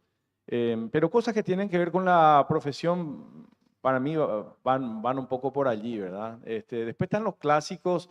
Hay una novela que a mí me gusta mucho que nos retrata un poco, o que retrata a un sector que es La babosa de Casaxia, que me parece genial porque nos lleva hasta esas vecinas chismosas que todos tenemos siempre y que pinta un poco las miserias y también las cosas buenas del ser humano. Me parece que es una novela que merece la pena.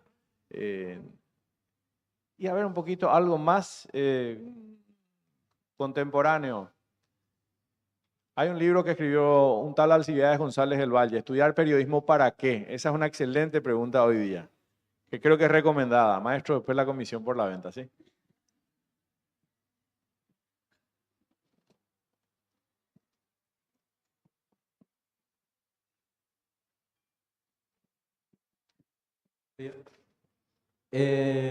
Mi pregunta es un tanto personal para los tres, y es que yo quisiera saber cuál fue el punto de sus vidas en el que ustedes dijeron, a esto es a lo que me quiero dedicar. Y aprovechando lo que dijo el señor Guillermo también, de que el periodismo no es una carrera de velocidad, sino de resistencia, ¿hubo un momento en sus vidas en el que ustedes pensaron en abandonar esto y dedicarse a otra cosa?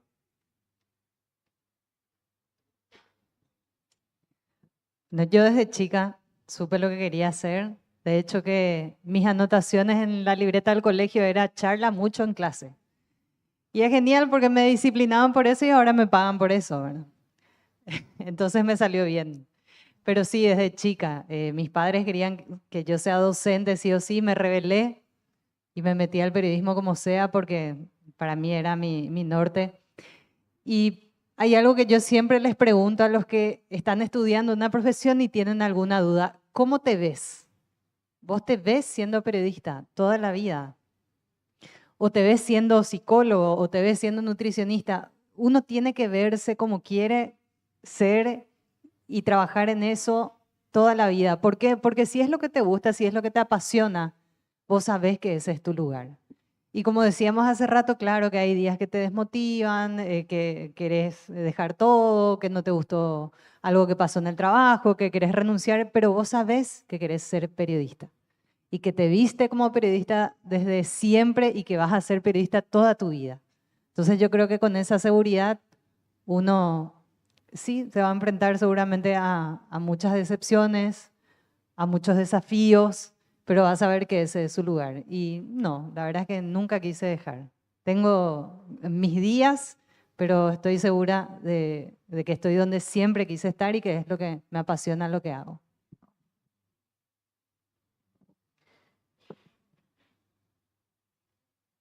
Siempre uno recuerda algunos momentos que, bueno, la profesión te da alegría fantástica, qué sé yo, trabajos de investigación cuando de repente algo resulta o descubrís un elemento nuevo.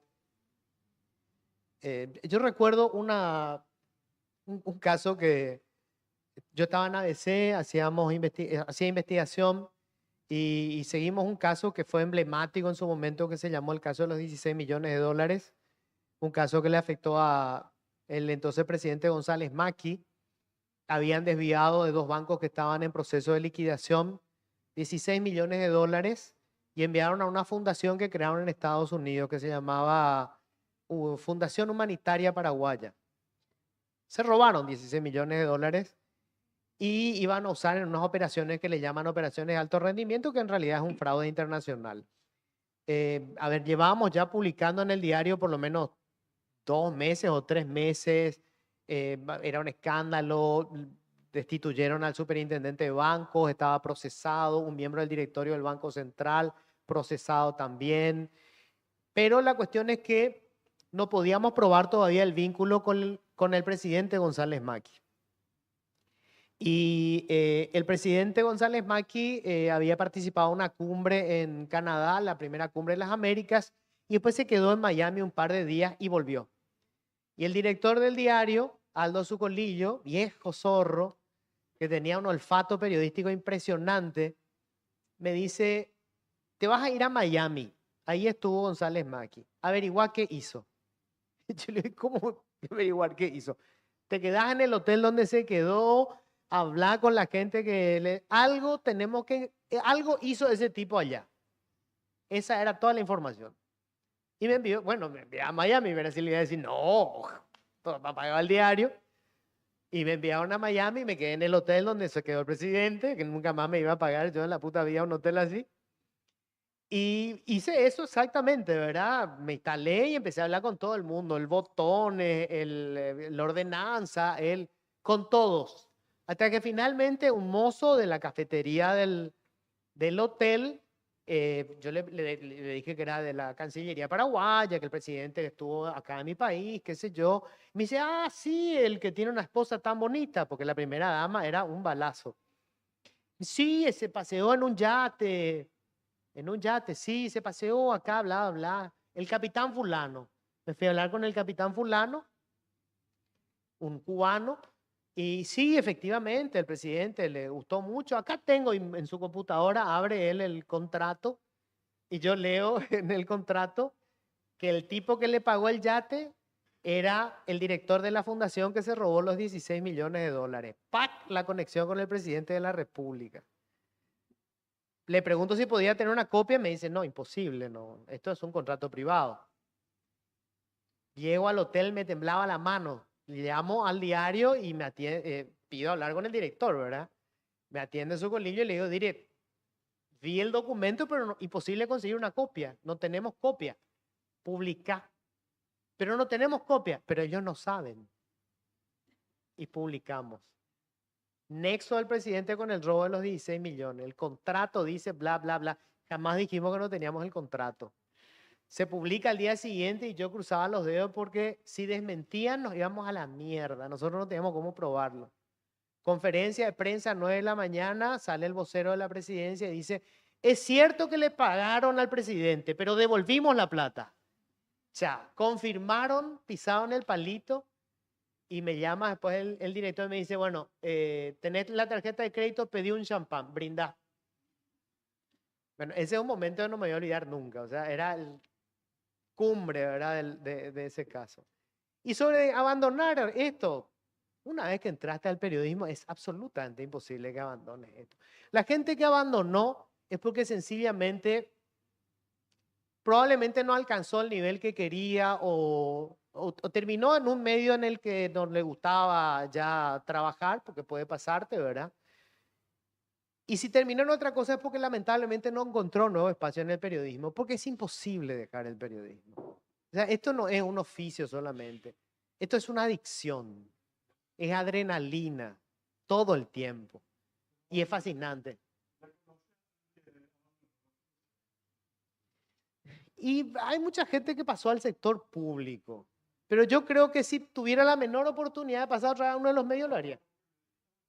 Y pasan a ser comunicadores, o no sé cómo que le dicen ahora. Sí, esos son, ¿verdad?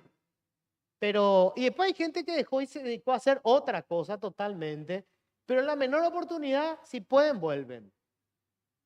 ¿Verdad? Si pueden, vuelven. O sea, lo que pasa es que sí tiene la profesión que rara vez es bien pagada. Eso sí ya les cuento luego, o sea, porque le pasa a muchos chicos jóvenes que entran al medio y esperan ya, voy a ganar, no vas a ganar una miseria un buen tiempo. Y puede que mucho tiempo también, ¿eh? Esta es una profesión muy ingrata. Yo siempre digo, por ejemplo, el tema de la televisión. En la televisión te empiezan a pagar bien normalmente cuando sos conductor de noticiero, que además no hace un carajo, porque en realidad todo el laburo hacen al pobre cronista, el asaltante que se fue a robar donde estaba la cámara de seguridad, y vos lo único que haces es contar el caso, ¿verdad? Pero te pagan muy bien por esa boludez, ¿verdad? Entonces, bien. Pero bueno, ¿cuántos conductores de noticiero puede haber? ¿Verdad? Poquísimo. Entonces vos tenés cronistas, hay cronistas que son buenísimos, pero bueno, ¿cuánto tiempo van a esperar para ser conductores? Oscar Acosta va a cumplir 70 años y no tiene pinta de vaya a querer irse, ¿verdad? Obviamente yo no pretendo irme tampoco, ¿verdad? Entonces, a veces es difícil cuando la expectativa... Yo entré, honestamente, jamás pensé que iba a ganar lo que hoy gano. Jamás se me ocurrió que podía ganar buen dinero en esta profesión. Si entras buscando ganar buena plata, erraste. De pedo por ahí te llegan a pagar bien. Eso para estimularlos.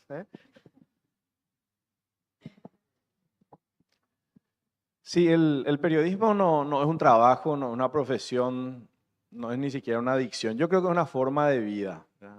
Y te vuelves muy pesado porque te vas a la casa y seguís pensando en cosas y seguís planteando cosas y no te abandona.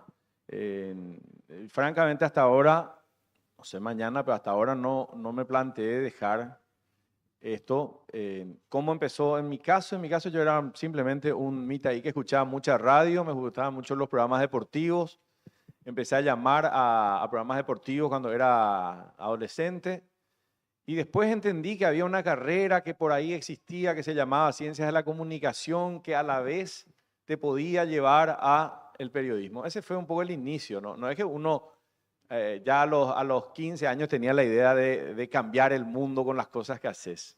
Te vas, te vas moviendo en un campo en el que encontrás que puede ser útil lo que estás haciendo y que hay gente a la que le sirve.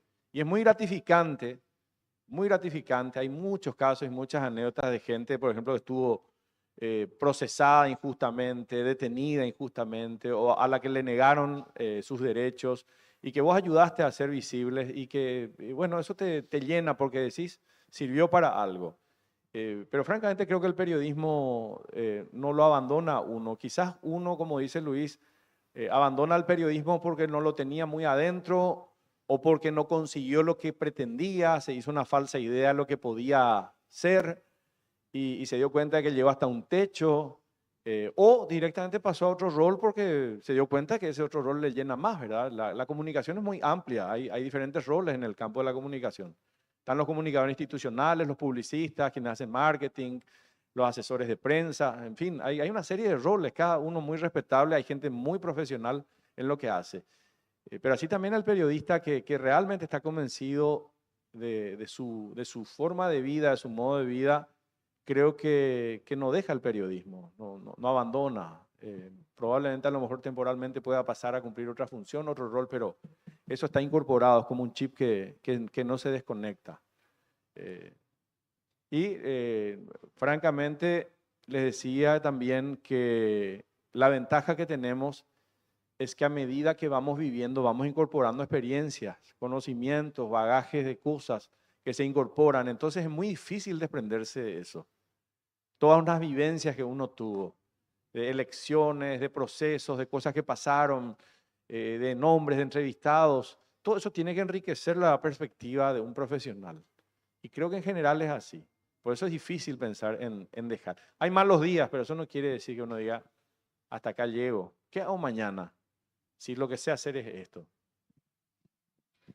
Una última pregunta para finalizar. Muy buenos días. Yo quería preguntarles sobre una situación que se repite bastante entre grupos de amigos. Yo estoy en el 4.º año de la carrera y en este tiempo que estuve cursando, que estuve en el ámbito, uno conoce gente, se hace amigos y algo que se repite mucho en charlas es la falta de oportunidades que tiene uno al iniciar. ¿Qué ustedes pueden decirles a el alumno, la persona que quiere entrar dentro de los medios de comunicación por primera vez y de repente no tiene el espacio o de repente no se anima, de repente no puede dar ese primer paso, ya sea por motivos propios o algunos se ven también muy superados por el tema de la edad, ya pasaron los 25 años, unos se ven muy jóvenes y piensan que no tienen la autoridad como para decir ciertas cosas. ¿Qué ustedes pueden decirle a ese tipo de personas que están perdiendo esa esperanza de poder iniciar en los medios?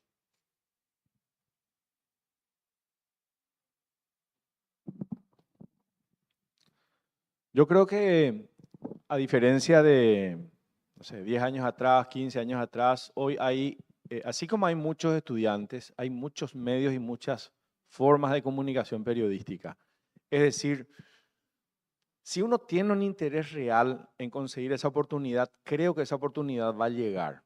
A mí me han pasado cosas porque tuve en su momento que tomar gente, ¿verdad?, para algunos proyectos, algunos trabajos así puntuales, que había gente que efectivamente estaba dispuesta a ganarse el espacio. No tenía exquisiteces del tipo, no, yo a las 3 de la tarde ya me tengo que ir. A ver, este no es un elogio a la esclavitud laboral, al contrario, ¿verdad? Pero yo creo que si uno quiere esa oportunidad y quiere ese espacio, tiene que demostrar que tiene esas ganas de ganarse ese espacio. En el caso de una persona que va a buscar una oportunidad, si esa oportunidad aparece, no te desprendas de ella como una garrapata, te vas a aferrar a ella y vas a demostrar todo lo que esperaste poder demostrar. Yo creo que francamente, si todos buscan una oportunidad, de alguna forma la van a tener hoy en este ecosistema de medios que tenemos. Particularmente nosotros en ABC tenemos muchísima gente joven, compañeros muy jóvenes trabajando en la radio, en el canal, en las redes sociales, en la FM, bueno, les dije la radio, la AM, la FM, así como en otros lugares. O sea, yo veo muchos estudiantes de periodismo. En ese sentido soy optimista desde el punto de vista de las oportunidades. Ahora, obviamente, después uno va construyendo esa carrera laboralmente y va mejorando las condiciones y va perfeccionando un poco esa oportunidad. Pero la oportunidad para mí está al alcance hoy, mirando la cantidad de estudiantes de periodismo que hay y mirando la cantidad de medios que hay, y medios de todo tipo, ¿eh? Nosotros nos centramos mucho en Asunción probablemente, pero hay medios regionales que están ahí, algunos que se crean exclusivamente para extorsionar, que es una realidad, otros que tratan de sostenerse con las reglas del mercado, pero hay un ecosistema, les decía, de medios que hoy me parece que da oportunidad y constantemente veo convocatorias, inclusive cosas que antes no veíamos, de medios que publican en las redes o en los medios tradicionales, en el diario, llamados a presentar currículums. Nosotros no teníamos, nosotros, digo, y parezco bueno, yo empecé en el 94, ¿ya? Y yo me fui golpeando puertas buscando una oportunidad y no había eso de un aviso en las redes pidiendo un reportero. Eso era una maravilla para nosotros, una mina de oro, era así aparecía, jamás apareció eso. Pero así también, si yo me voy a esa entrevista, no me voy en un plan de decir, pero yo no puedo esto, pero yo no puedo esto, pero yo no puedo esto, pero yo no puedo esto, al final en realidad no puedes nada. Yo le pondría un poco de onda a esas ganas que uno tiene y les aseguro que la oportunidad llega. Ahora, aprovecharlo no ya depende de uno. De esta manera, damos por...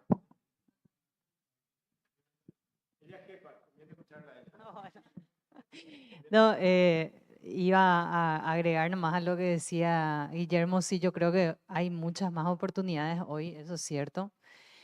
Pero algo que yo les decía siempre a los alumnos aquí cuando hablábamos, estén dispuestos también a hacer de todo y a experimentar de todo dentro del periodismo. ¿Por qué? Porque en algún punto de lo que ustedes vayan probando van a encontrar su lugar, van a decir, acá es. Yo les decía hace rato, yo tengo alma de productora y hasta hoy en día yo creo que ese es el lugar donde mejor puedo desplegar todo mi conocimiento, es el lugar donde me gusta estar. Pero yo fui experimentando otras herramientas, otras oportunidades también, ¿verdad? Entonces, hoy en día que hablamos mucho de multimedio, de redes sociales, de medios de comunicación donde ustedes van a ir y se hace de todo. Tenés TV, tenés radio, tenés diario, tenés digital, redes sociales. Entonces, estén también dispuestos ustedes no solamente a hacer, sino a aprender, porque en el lugar donde ustedes se estén desarrollando laboralmente es donde más van a aprender realmente. Y sí, creo que hay en día hoy más oportunidades. Yo les hablo a dos chicos que están en ABC, entraron el año pasado a deportes, tienen 22, 23 años, van a ir al mundial. Y yo les decía, van a estar 4 semanas, 5 semanas allá. Y yo les decía, ustedes no se imaginan lo privilegiados que son. Entonces, aprovechen y agradezcan también esas oportunidades. De repente nosotros hablamos, qué sé yo, de las desmotivaciones que pasan, de dejar o no la profesión, pero como les decía Luis, hay muchas satisfacciones también en esto. Y hay días que quedan marcados, hay coberturas históricas que quedan marcadas y realmente es una profesión muy satisfactoria. Yo les diría que lo importante es que ustedes puedan probar qué saben hacer. A menudo van al canal chicos que van con dice, yo soy licenciado en Ciencias de la Comunicación, yo soy... Y en realidad a los medios le importa muy poco qué título tenés, sino qué sabes hacer. Y les suelo recomendar, lleven una muestra de lo que saben hacer. O sea, esto es simple, investiga algo, investiga un tema. Traete un tema gordo, escribilo, producilo, puede ser audiovisual, puede ser como fuere. Y llevas y decís, esto yo sé hacer. Y si vos tenés un material impactante, te van a contratar. Porque los medios necesitan gente con neuronas y con creatividad. Hoy hay un vacío generacional. ¿Quién es la próxima Mabel Renfel? ¿Quién es el próximo Óscar Acosta? ¿Quién es la próxima Sarita? ¿Quién? El último que yo conozco que destacó, y ya no es ningún pibe, ya está viejo también, es Antula. O sea, ¿cuál es esa nueva generación de periodistas? Todavía está por formarse, o sea, hay vacancia. Pero tienen que demostrar lo que saben hacer. Escríbanlo, edítenlo, lleven un material hecho y el medio les va a contratar.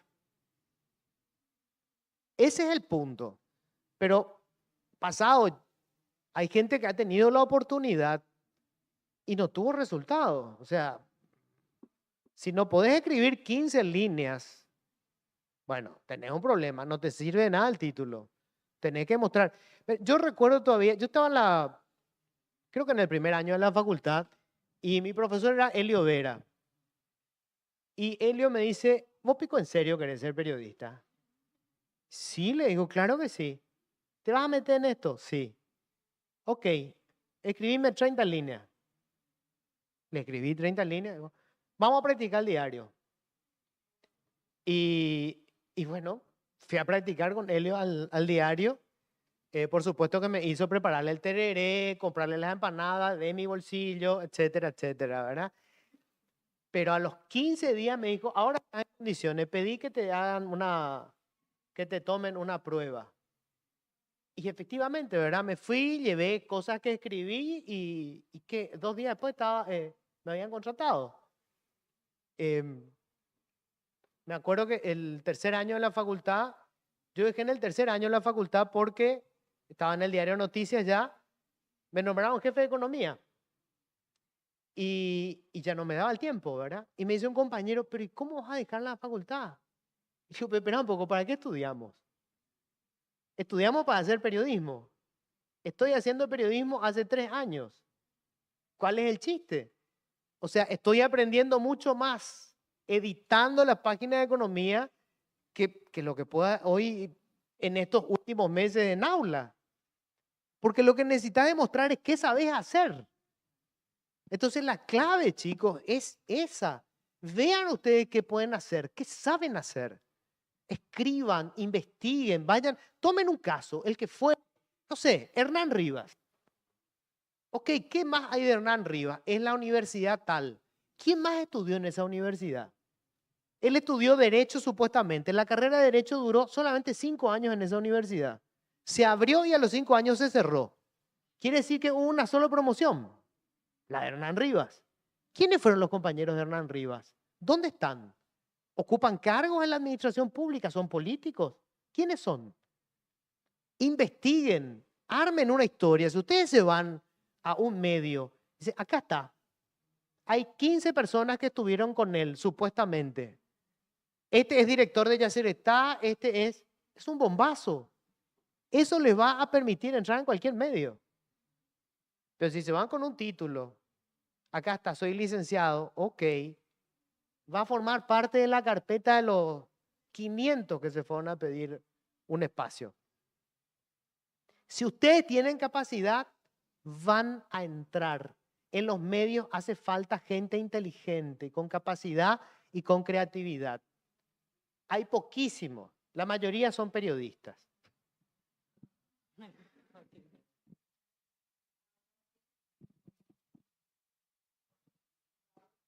Ahora les quiero decir una cosa, gente, que es clave.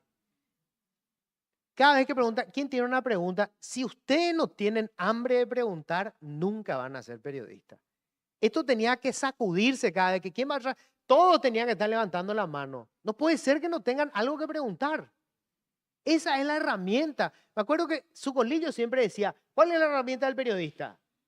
La grabadora, la agenda. No, la pregunta.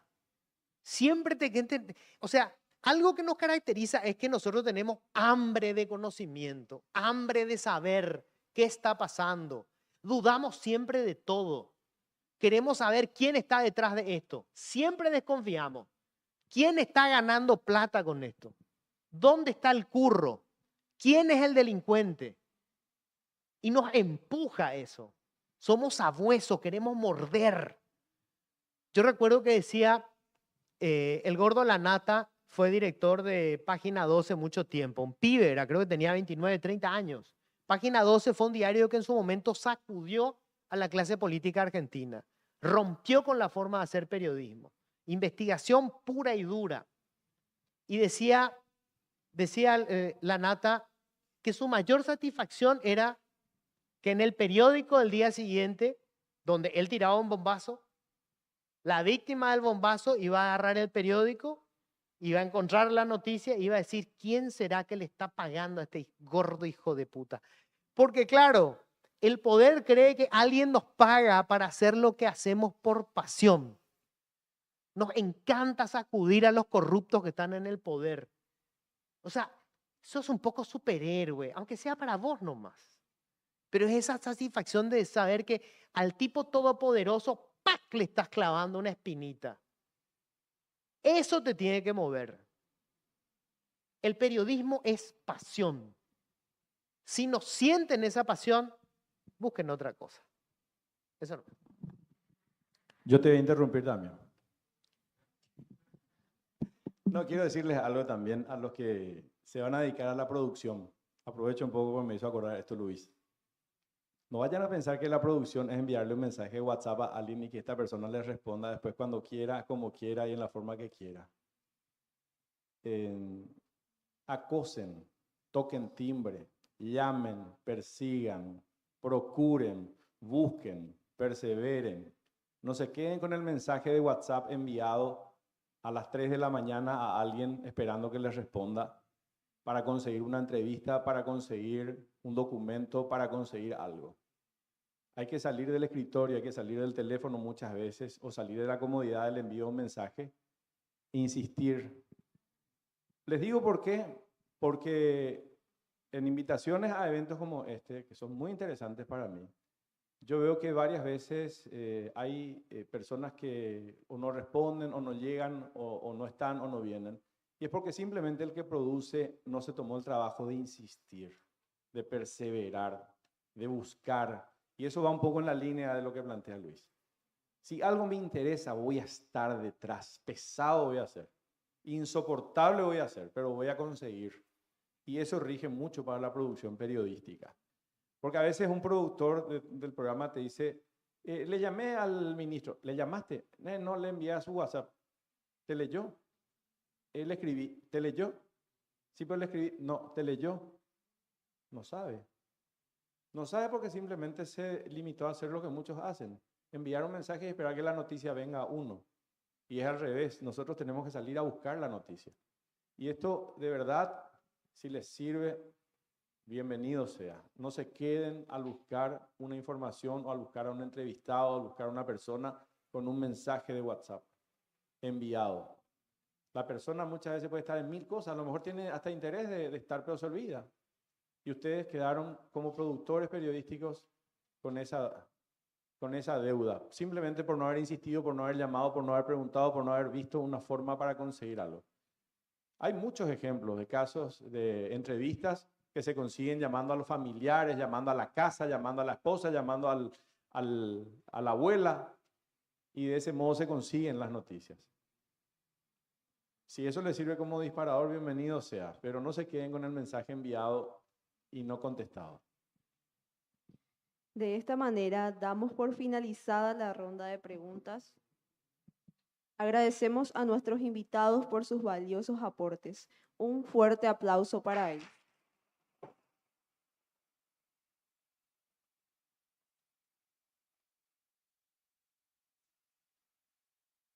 Como agradecimiento a su participación, queremos hacer entrega de un presente y un certificado de reconocimiento, primeramente para la licenciada Sara Moreno. Si se puede poner.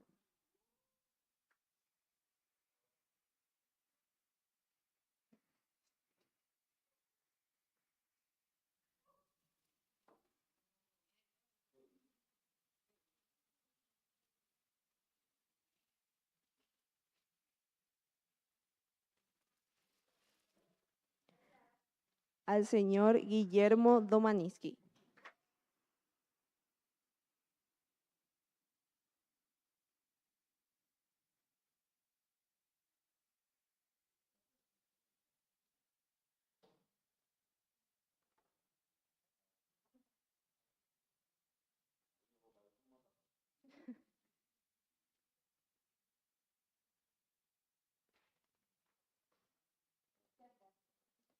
También al querido Luis Vareiro.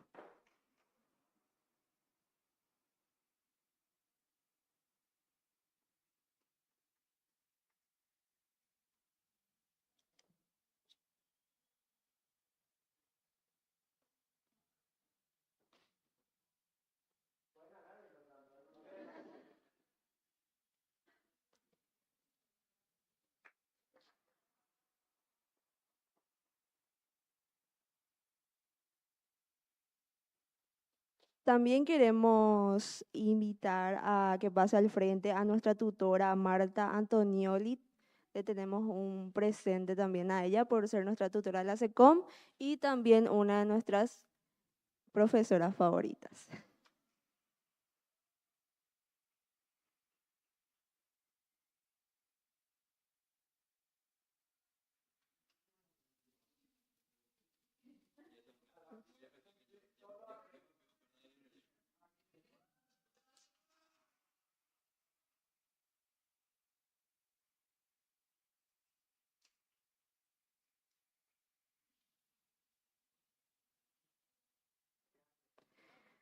Antes de cerrar, queremos destacar que esta jornada forma parte del trabajo del cuarto año de la carrera, quienes hoy vivimos la que es probablemente nuestra última SECOM como estudiantes.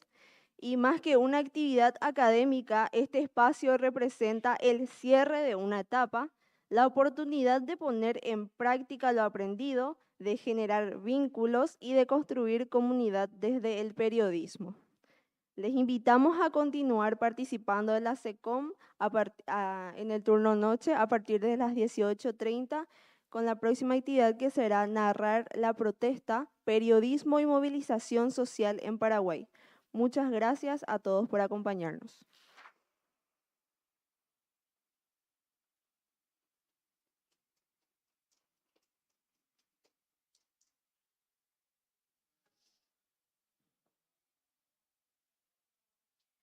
Por favor, el cuarto año si se puede acercar para nuestra última foto.